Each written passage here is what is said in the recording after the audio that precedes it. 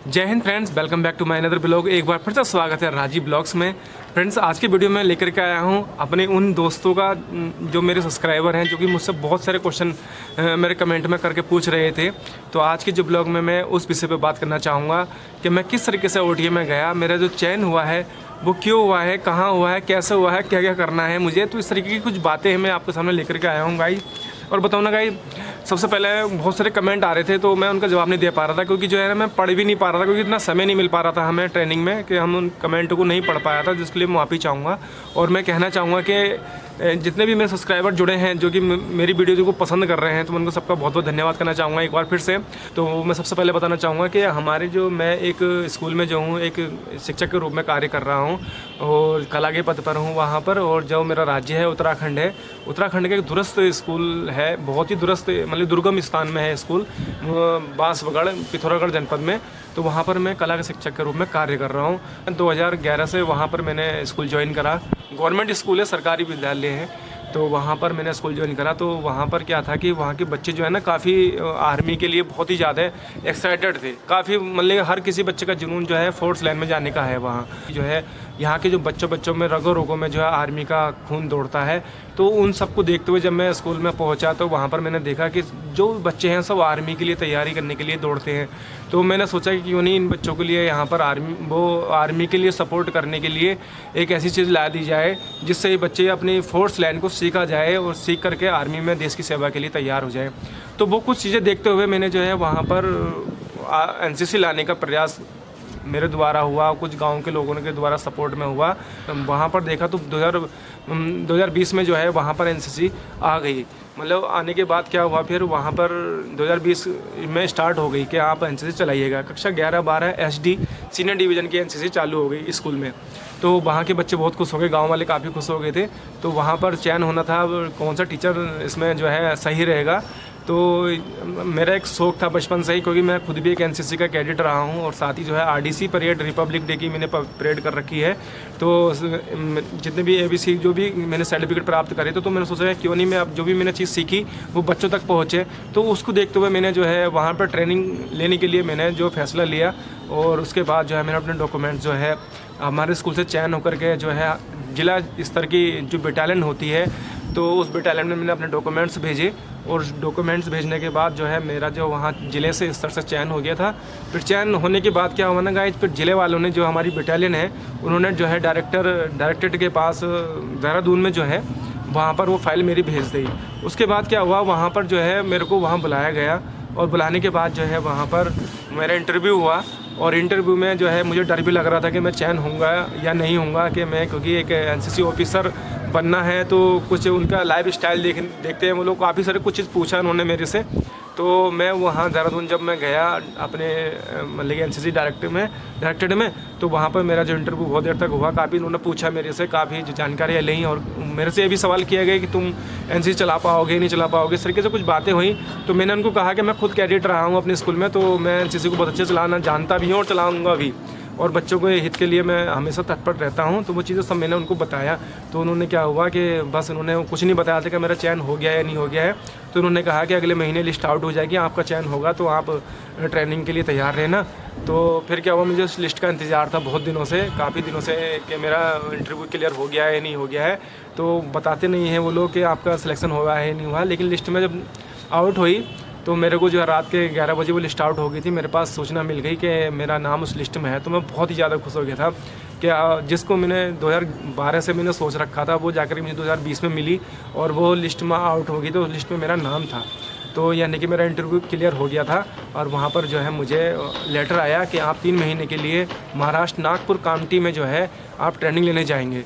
तो फिर उसके बाद क्या हुआ, 2020 में लॉकडाउन पड़ गया। तो लॉकडाउन में 2 साल मैं नहीं कर पाया, तो क्योंकि वहाँ ट्रेनिंग भी नहीं हो पा रही थी।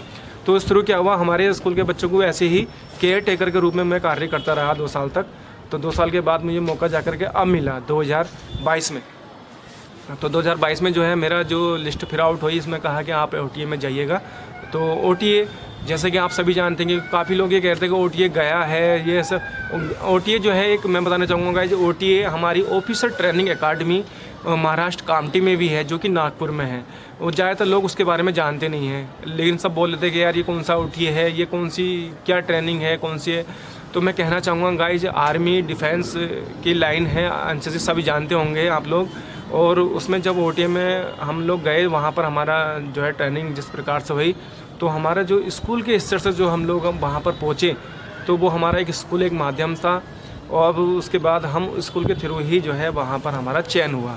तो OTA में जब हमारा वहाँ चयन हुआ, तो वहाँ पर ट्रेनिंग लेनी थी। पर आर्मी की ट्रेनिंग सेम आर्मी की ट्रेनिंग थी, क्योंकि सेकंड डिफेंस लाइन माना जाता है इस NCC को। तो आप इस बात को सभी जानते होंगे या नहीं जानते होंगे, फिलहाल जितना मैं जानता हूँ मैं बता रहा हूँ।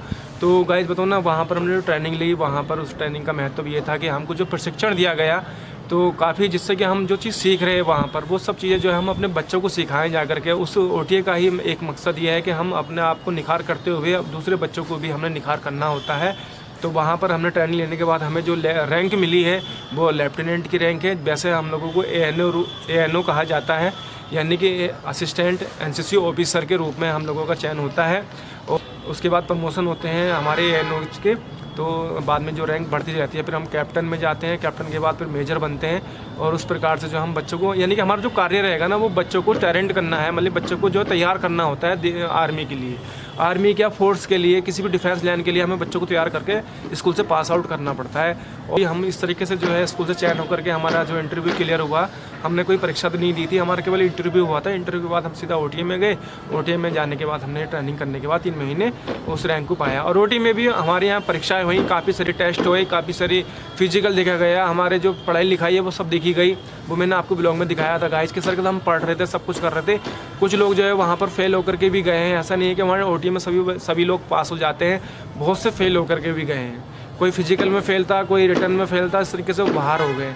यानी कि भगवान की कृपा से हमारा सब कुछ सही रहा। और हमने ट्रेनिंग को पूरे अच्छे से करने के बाद हम उस रैंक को लेकर के अपने घर पहुँचे हैं, अपने स्कूल में पहुँचे हैं।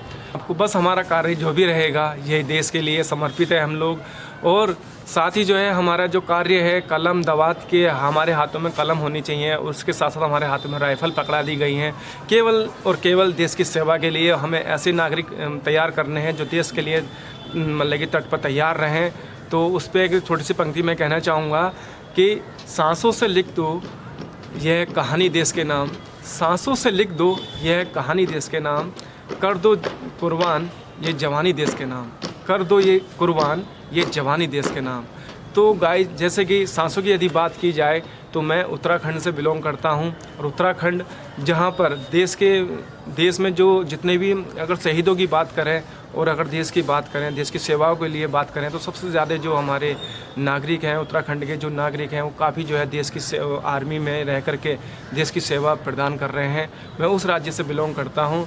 तो हमारा जो एम है वो सब एम यही है कि हमने ऐसे बच्चे तैयार करने हैं जो देश के लिए आगे समर्पित रहें। और अपना जो भी एम है उनका बच्चों का खुद का भी एम है कि वो आर्मी में कैसे जाए, तो उनको सपोर्ट देने के लिए NCC काफ़ी मददगार होती है।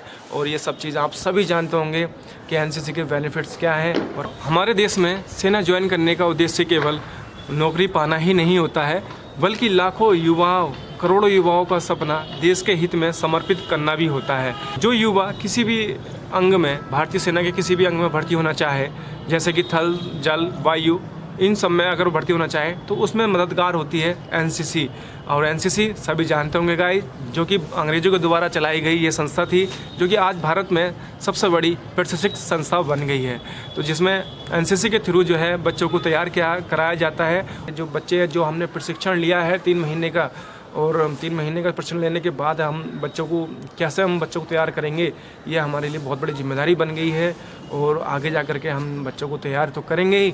और मेरे तो प्रण यही बांध रखा है, जब तक मैं इसमें रहूँगा, मैं अपने जितने भी मेरे स्टूडेंट हैं, जितने भी मेरे कैडेट्स हैं, उनको मैं आगे तक अपनी ऊंचाइयों तक पहुंचाऊंगा अपने इस प्रशिक्षण के माध्यम से, और अपने इस ANO के रूप में बच्चों को तैयार करूंगा।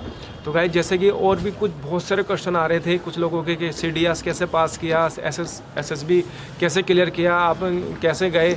तो मैं आप सबसे कहना चाहूँगा कि गाइस, हम लोग CDS और SSB के थ्रू नहीं हमारा चयन हुआ है। हमारा चयन, मैंने आपको बताया कि हमारा चयन हुआ है स्कूल के माध्यम से, एक शिक्षण संस्थान के द्वारा हमारा चयन OTA में हुआ है।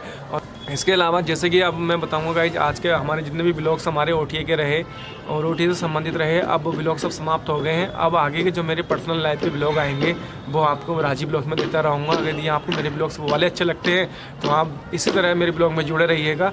काफ़ी लोग जो है आर्मी से रिलेटेड मेरे उसमें सब्सक्राइबर नए नए बने हैं। मैं बीच में आपको जितनी भी जानकारियाँ होंगी NCC से रिलेटेड और जितनी आर्मी से रिलेटेड, अग्निवीर से रिलेटेड और जितने भी फोर्सेस हैं उनसे रिलेटेड जो भी जानकारी होंगी मैं अपने ब्लॉग में बीच बीच में देता रहूँगा।